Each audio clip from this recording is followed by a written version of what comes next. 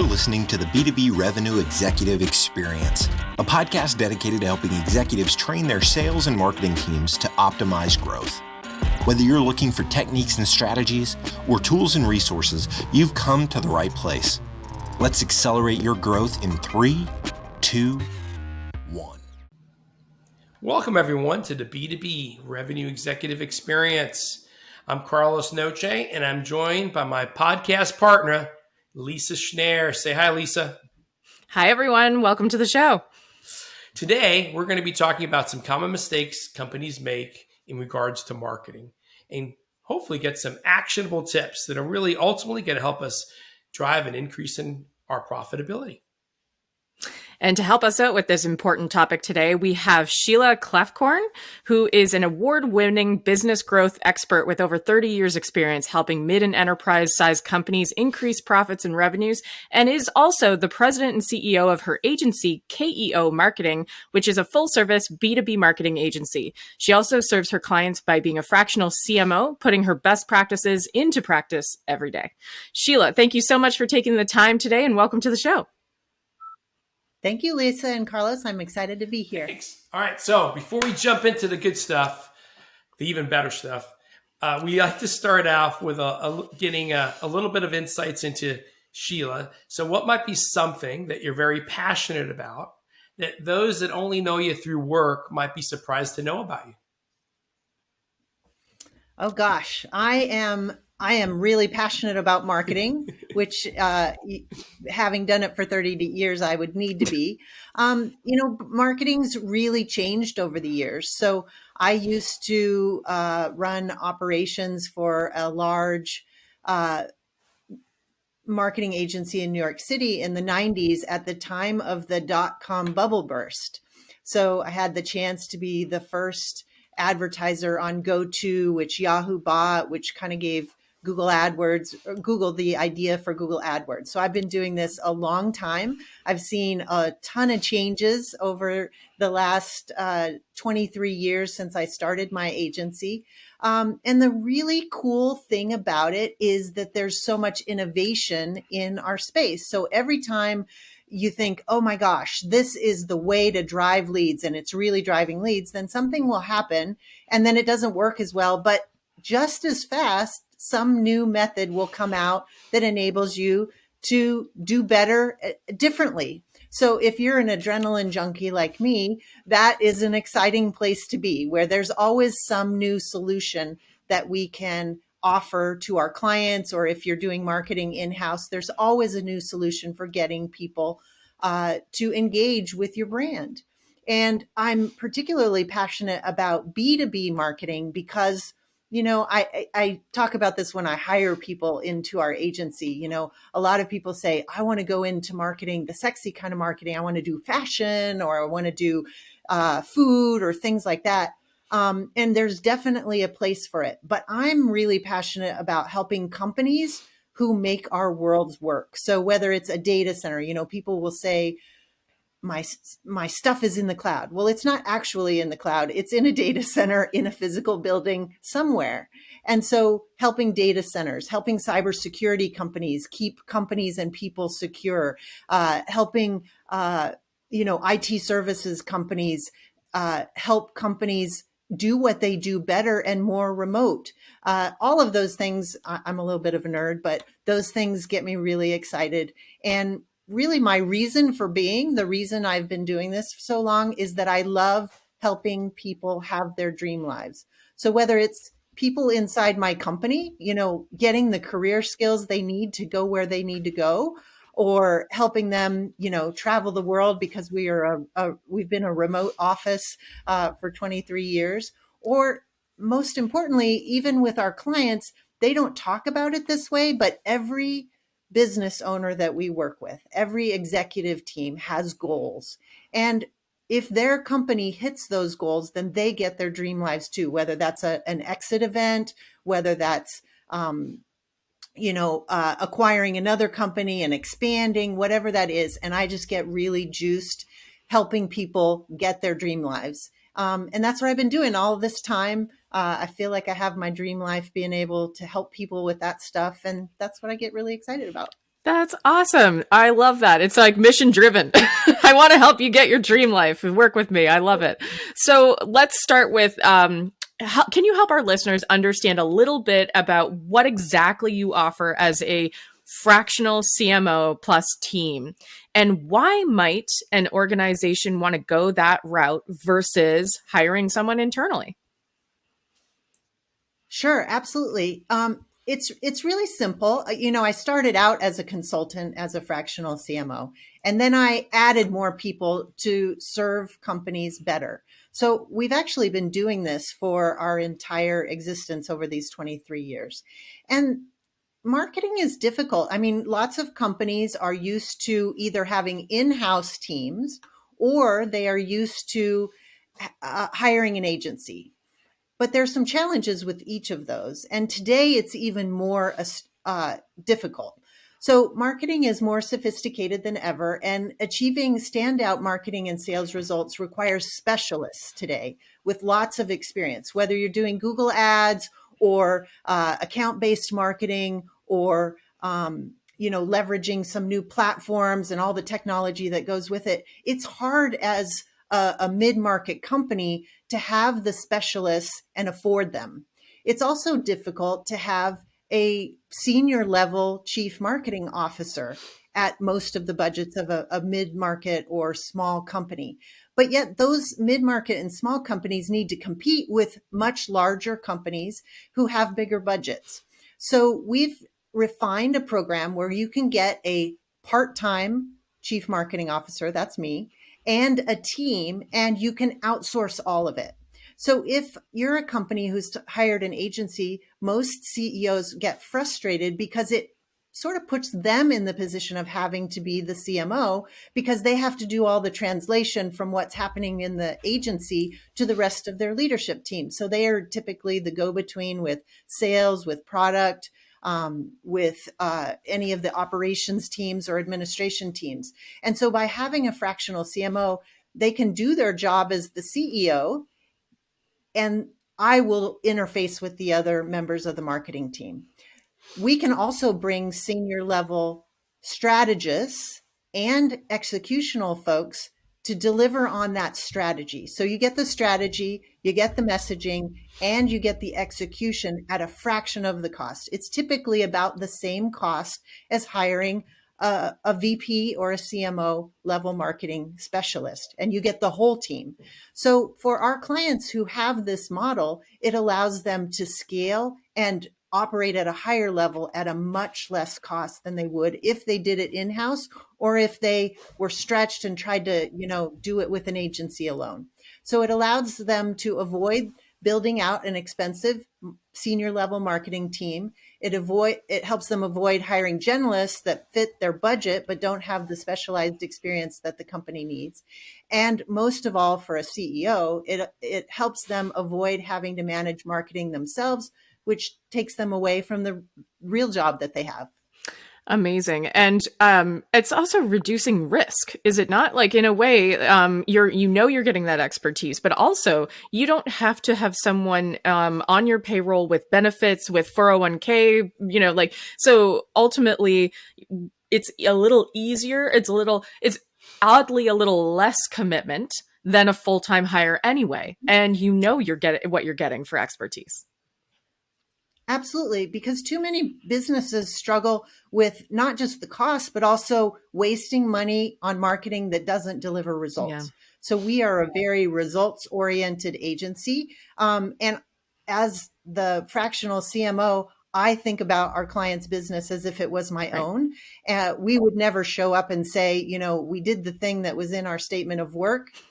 The results are kind of don't matter.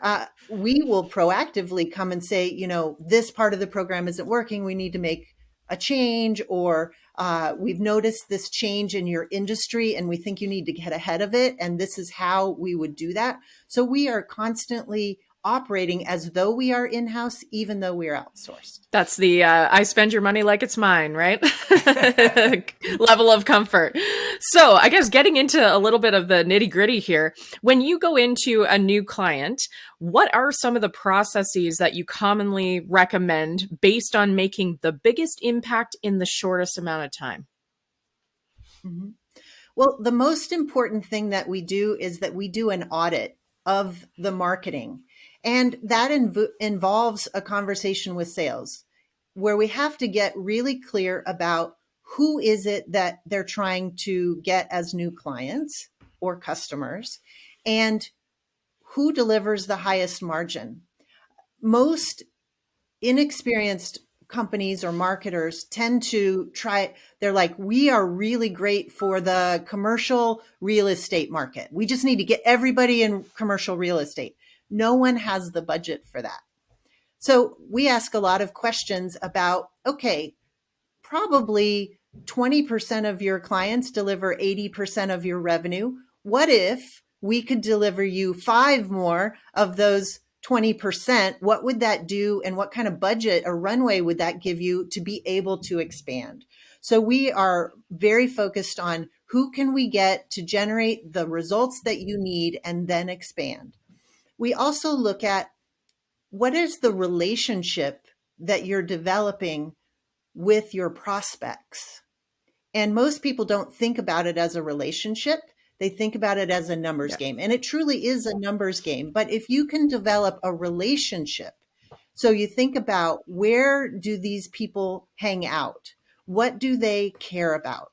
So we, for example, do a lot of work for engineering related companies. And if you look at an engineering related website, typically you will see a website that talks about all the features and things that their company offers.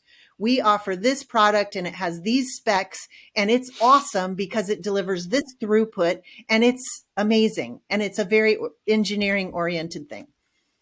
So what that does for a visitor to a website is it forces the visitor to say, okay, they do all these things. I have these needs and I don't even understand all those acronyms they have on their website, but I think maybe what it is that they are offering could solve my needs and I should call them. And if you just think about all the mental calories that takes as a visitor to a website, and you usually have 3 seconds to grab them, most people leave. Yeah. So I'm a certified story brand guide. And the great thing about that is it enables our clients to think about what are our clients' needs. And most technology businesses don't think about that. They think about their widget. They think about the product that they have and how cool it is. And can I just find some people who will buy my widget because it's so awesome? If we build it, they will come. Right. Exactly. And so what we do as a marketing agency is we say, stop. Okay, who has the needs for that product? And what are those needs really? And how can we come right out and say what those needs are? We have clients who call me up and say, oh my God, I had the best sales call ever because the person I was talking to had read our homepage or our landing page, and where we did what you said, you created this story brand landing page for us, for example, and we talked about all their needs. And they were so excited because they said, that's exactly what my problem was, and I need this. And so there's nothing better in sales than having a prospect come and say, oh gosh, yeah, that's exactly what I need. So today, 70 to 90% of the sales process is over before anyone gets to a salesperson. And you can think about it the way that you buy a car. 25 years ago, we used to ask a salesperson to educate us about the models and the colors and all that kind of stuff. Today, I just bought a car for my daughter, and I didn't even talk to anyone. It was delivered to the house. Amazing. So in B2B, it's becoming the same thing. Everyone who is buying is doing online research. And that's why digital marketing is so important. But you've got to really think about, are we educating enough before they get to sales that we make that person our best buyer? Are we sharing enough information? Are we so clear about what their needs are and how we solve them that it makes the process easy? And that's the step that most people skip, is really digging into the messaging. They're like, I have money. I have a little bit of money. I'm going to run some Google ads, or I'm going to run a campaign in LinkedIn. And they don't stop to think about, what is the strategy? What is the messaging? How do we really communicate? And then we can be successful. Yeah, that's so true. And it ties directly into what Carlos and I talk about all day, which is like, what is the prospect's problem? How are they viewing the solution? And then the next step being, what is the impact to them when they're thinking about solving that problem, to them and their business? So let's advertise that and not change. Like, I love what you were saying about, don't pitch on features and functionality. That's not what people are interested in. They don't even care what you call your company. They care what you solve and what that impact is to their business. Yeah. And if you can create some urgency around that need, even better. Oh, yeah, absolutely. Tied to a corporate objective. Absolutely. I love all of that, Sheila, because there was actually a time I was with a startup, very cool product, cool, sexy product. Everybody loved demoing it and everyone loved seeing it demoed. They were like, wow, that's so cool. And it was actually right in your neck of the woods there with marketing segmentation, audience segmentation based on psychographics and interests rather than demographics. So super cool thing. Everyone loved seeing it. It was really pretty, colorful, whatever. We actually got the feedback that you just gave from because we sold into marketers mostly, from a prospect who said, I found your website vague. I think it's really cool, but I have no idea how to apply it. So where do you take that as a salesperson? You're like, oh, okay, let's talk about that. And if you make your prospect do all that work, they're not going to do it because they're busy and they've got 1,000 other things in front of them. So we believe that marketing is about doing the work for the prospect to get them excited, to get them to understand how it adds value, and to make the sale easy. So we as marketers should make the sale easy and effective, because almost all of the process is over. It's why so much of inside sales is now within the marketing department. So we even spend a lot of time qualifying leads to get them ready for sales. And then sales can be more strategic. Great points. It's interesting, Lisa, kind of going back to your example. I think that for the one or two people that told you they didn't understand, you had 98 that didn't have the time to even tell you. Yeah, right? absolutely. Kind of like under the covers. All right, Sheila. So sometimes the best lessons learned are really from our mistakes. So what are some common mistakes? Just one or two, if what comes to mind that these kind of mid-market young companies are making these days that we should kind of learn from? Well, I mentioned the one of trying to be all things to all people. Nobody has the budget for that. And small or fast growing companies typically have grand plans, and you want to start getting moving on all the grand plans at once. And they typically don't have the resources or the budget to handle it. So that's the first thing. The other thing is that a lot of entrepreneurs have shiny object syndrome, and every new thing they want to try. And they don't give themselves enough time or runway for marketing to work. So any marketing program usually takes 3 to 6 months to generate results. And so typically companies will get really impatient in like the middle of the second month, like I'm not seeing enough traction yet, that kind of thing. And so we do a lot of work up front to outline, this is when you're going to see results and this is why. So Google research shows that it takes 7 to 16 touches to get a prospect to move to the next stage, not even to buy, but just to move to the next stage. And it's because every single B2B buyer is being barraged with marketing messages, at least 5,000 a day. Just think about the number of ads, the number of emails they get, the number of retargeting ads, all of these kinds of things. It's a lot. And so you have to have a message that would disrupt those 5,000 messages And even if you did, they saw it when they were running into a meeting and they didn't get it. So people will say, I sent 3 emails. I don't know why they haven't responded. Well, I can tell you that it often takes 7 or 8 messages for them to even get the brain bandwidth to see that you're somebody that's here generating value week in and week out. So we focus on developing machines, marketing machines that we tweak every month that deliver leads to fill sales pipelines. Our clients have all been with us 2, 3, 5, 10, 12 years because we build the machine. We track what is the cost per lead, and they can know for every $5,000 I spend, I'm going to make $100,000 or what have you.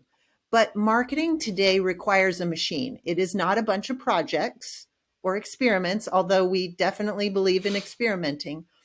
But marketing in the B2B space takes a machine and an infrastructure to be successful, and you have to monitor and feed it all the time for it to actually work. It's the same on the sales side. You can't do sales for 1 month and think that you're going to, have an amazing year. You have to do the activities that generate the results over and over. Got it. So, hey, I don't want to miss it. How many touches did you say are needed on average for people to even notice you? 7 to 16. Wow. All right, perfect. So if you're doing a weekly email campaign, that's 4 in 1 month. That's 8 in the second month. That's 12 in the third month. You can accelerate those touches by adding outbound calling with it. You can add more touches by doing retargeting ads. You've got to stack this stuff on top of each other to accelerate the results. Sounds familiar because we do this prospecting class and we talk a lot about this. So that's why I wanted to double down on it. All right. So another quick little question. So I kind of asked like mistakes. Hey, we work with a lot of fast growing, exciting companies, especially in the technology space. And what would you recommend for companies with limited budgets? What are the best 1 or 2 bets that they should be putting on, investment areas, if you will, to get the biggest bang for the buck? And I know you kind of touched on it a little bit. I just want to kind of go back to that a little bit, especially when you're thinking about a young growing company, but hey, they got limited budget. So they got to make the right bets. They have the best returns. Yep. So the first thing that I think of is, should they be doing inbound marketing or outbound marketing? So inbound marketing is where you show up where people are looking. So if you happen to have a product or a service and there's already demand for it, people are already searching in Google for solutions related to something that you do, then inbound and doing Google ads, for example, might be the best thing because there is some demand out there and you can quickly scale a Google advertising program or a LinkedIn advertising program because people already know kind of what it is that you do. They don't know how you do it differently, but they have some knowledge of it. If you're a company that, like, for example, we had a company that created ASICs, which are these tiny little microchips that show up in medical devices. And in the initial audit, I said, who's going to buy what you have? And they said there are only 200 companies in the world who would buy what we have. I can tell you inbound is not the right way to reach those companies then. We need an outbound account-based marketing program. We know who those 200 companies are. We need to be reaching out and getting in front of those decision makers with outbound email, outbound calling, retargeting ads, and we need to provide education about why this company should be the one to provide their service. So that's absolutely where you start. Is there already demand, or do you have a new product that nobody's ever done and you need to relate it to something that they kind of might understand, but you've really got to do some education? Yeah. And that kind of ties into a question kind of going back to, you mentioned your audit at the top of the show. And one of the things that we see a lot is that people really don't get the basics right, like particularly around that ideal customer profile or ICP. The what do we sell to whom, why would they buy, and why from us? and not someone else. Mhm. So when you're having that conversation, particularly, so you go through your audit, you help them identify those things. I think that's fantastic. What about in the situation of these young growing companies where product or service offerings might change as they grow? Do you also help them to understand how that process works as that moves forward? Yes, absolutely. So we do that audit on a complimentary basis before we start working with a company. We put a ton of time, 10 or 15 hours into it before we work together. Most agencies charge $2,000 to $5,000 and they do it after they're already working together, which is crazy, I think, because how can you decide what the plan is without having the audit? So first of all, we do it that way. And we invest that because most of our companies end up staying with us for a long time. Then we redo that audit on an interval that works for the company, depending on what their product development schedule is. We also include competitive research in that because we want to be able to say, this is what's coming in your industry, this is what's happening, and this is we like to try to be in front of the product development. So a lot of people do product development sort of just on its own, or they do it on their own and they get a little bit of feedback from their customers, but they forget to do it in the context of what's happening in the competitive environment. So that's really important, to be doing secret shopping, to be looking at what competitors are doing, and to really put it back in that context of what do customers or clients need. Yeah. Yeah, absolutely. And I'm curious now because as a business owner yourself, you've gone through a lot of these growth tactics.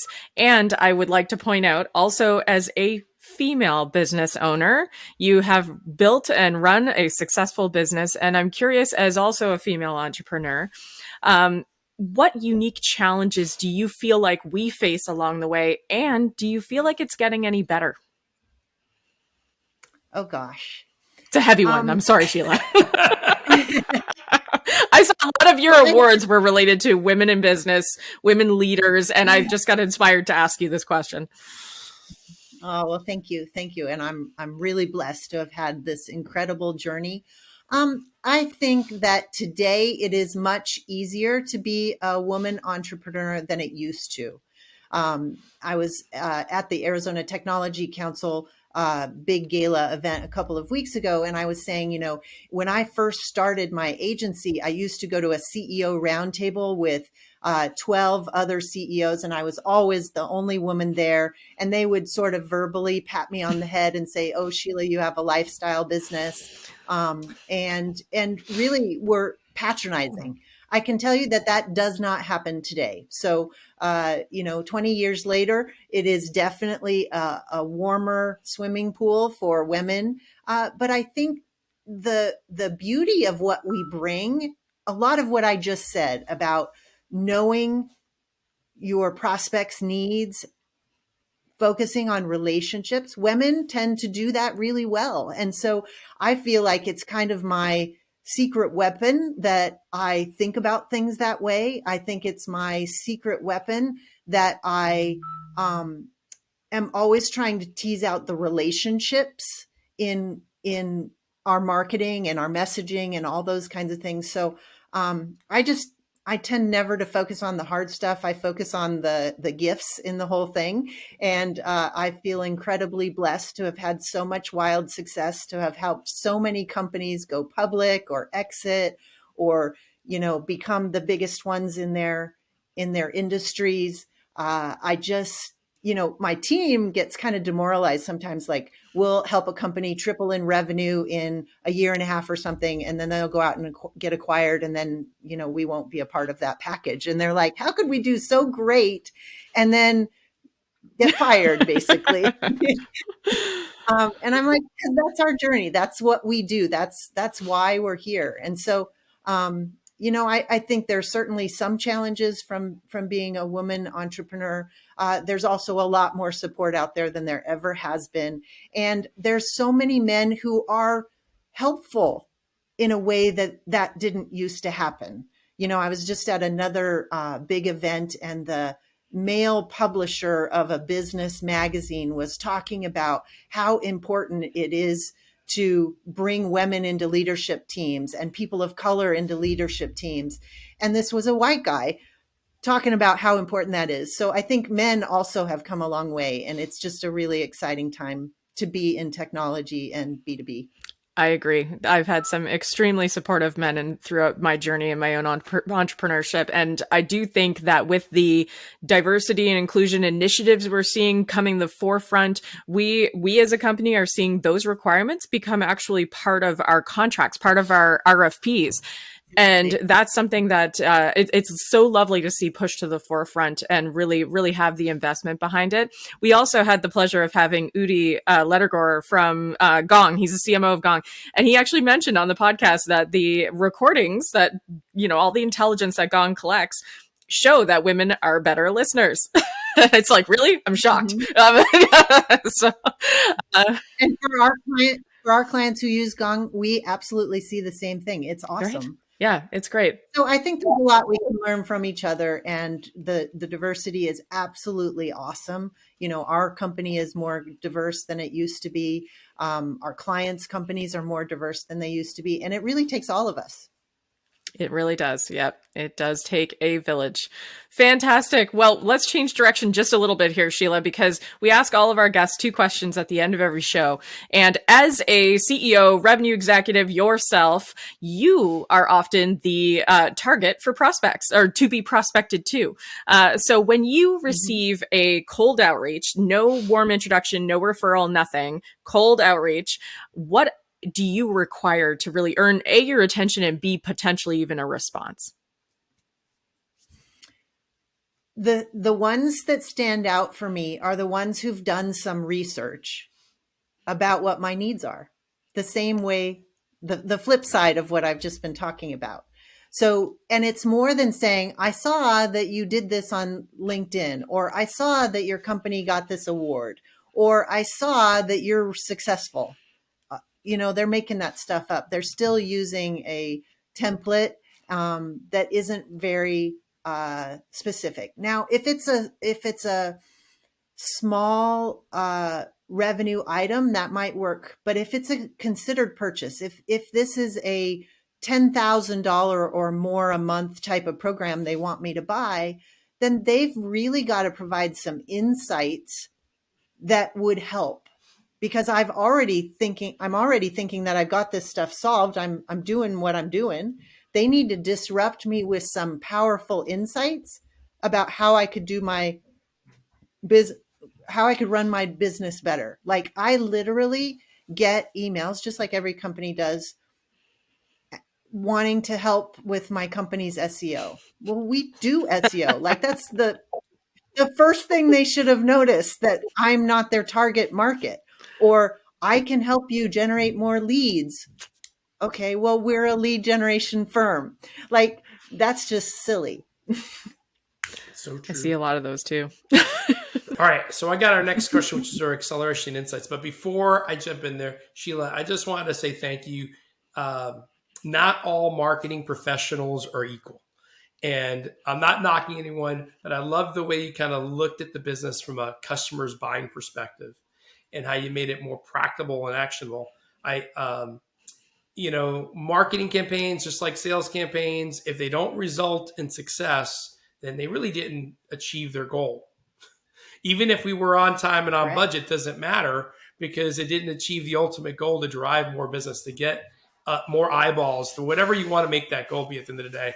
So I love your view of marketing, and just wanted to say that. Thank you for that. Thank you. Here's our last big questions. We call it acceleration insight. Hey, what might be that one piece of advice that, let's say your key takeaway at the end of the podcast, that you think would help other organizations achieve their targets and goals? So it's about marketing and sales.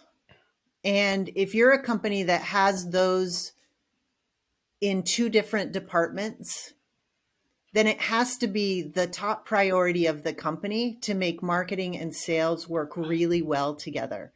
And I know this as a fractional CMO. Like if I'm doing my marketing and the marketing people are frustrated that sales isn't responding to the leads fast enough, and sales is frustrated that they're not getting warm enough leads, then you're in the essential marketing and sales trap. But if you're on the same team, if your feedback loop between those two groups is happening and firing on all cylinders every day, then you're going to have tremendous success. But that relationship between marketing and sales is absolutely essential. And it's hard. It is hard because you're focused on two different things. Even though they support each other, they're two different things. And you absolutely have to work through those challenges every single day. That's so incredibly true, Sheila. As someone who was a director of sales development, like I ran the SDR teams at multiple companies, I always felt like I was being pulled in two different directions, or like I was quarterbacking between two teams. And it's right. And that collaboration was always my number one thing. Was I need to know what marketing's doing, and of course, depending because. Also, at the same company, I switched from reporting to marketing to reporting to sales and back again. and it's a different thing to report to either one, right? Absolutely. You have different priorities. You have different nuances to how it works. And so, I think it's the essential thing that every company struggles with is how do we handle that? And you really have to spend time together. You have to be in constant communication. And you need to be agile enough to adjust on both sides. Agreed. Absolutely. That's amazing. So Sheila, if a listener was interested in getting in touch with you to hire KEO or just to talk about more of these topics or have you come speak with them, what's your preferred method of communication? Sure. Two best ways that you can always get me on LinkedIn, Sheila Kloefkorn, or you can come to our website at keomarketing.com. We respond really fast. We love talking about marketing, and we're not a fit for everybody, but we love to see if we could be a fit to help you do more for less and get better results and scale faster. Sounds like a no-brainer to me. I cannot thank you enough, Sheila, for your time today. We know how valuable it is, and it's been great having you on the show. Thank you. It's really been a pleasure too. I love talking with such wicked smart people as you. Thank you so much. We're on today. All right, everyone, that does it for this episode of the B2B Revenue Executive Experience. Please check us out at www.b2brevexec.com and share the episode with your friends, your family, your dogs, your kids. Maybe get them off those screens for a little while. And if you enjoy what you hear, please do us a favor and throw us a 5-star review on iTunes. I am Lisa Schnarr. I'm joined by my partner in crime, Carlos Noche. And until next time, we wish you nothing but the greatest success. You've been listening to the B2B Revenue Executive Experience. To ensure that you never miss an episode, subscribe to the show in iTunes or your favorite podcast player. Thank you so much for listening. Until next time.